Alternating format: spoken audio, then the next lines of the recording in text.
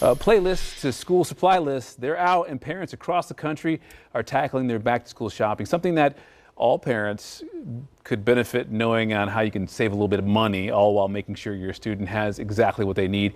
CPA Kimberly Washington returns here to the couch at WDSU to explain just how you can do that. Thank you for joining us this time of year. First off, how much do people spend on school supplies every year? So there was research done and stated that individuals with elementary students will spend about $700 for back to school. For college students, about $900. And it's estimated $80 billion will be spent this year alone on school supplies.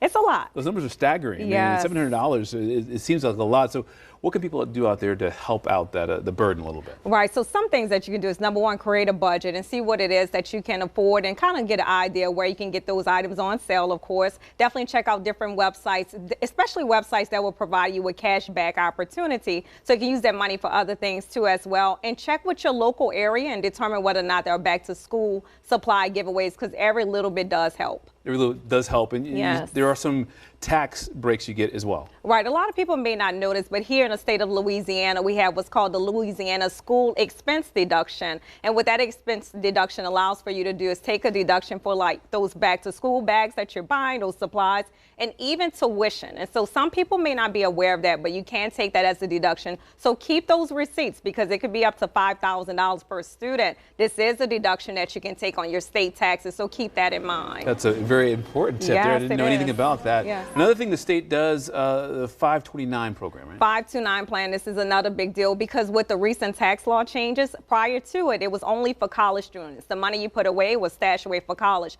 But now they changed it up just a tad bit. And so now it's available for students who are in K through 12. So that money that you set aside, if you have a child that's in a private institution during this time, you can actually use that money for those expenses. So keep that in mind too as well. All right. And we can't leave you without talking about your Kim Sense. Right. Yes, Kim Sense. So you're thinking about ways to save. There's a great back to school drive that's happening this week and this Saturday at McDonald's. And this is in Algiers. And it's going on from 12 to 2. And it's by operator Jade Colin. And so she's operating this and sponsoring this. So the kids are able to get free Happy Meals and things of that nature. So it's a good place to go and get started with your back to school shopping. A lot of happy kids there, I'm sure. Thank you so much for joining us. You always have such a great information. Of course, we're going to put all this on our website, WDSU.com, as well.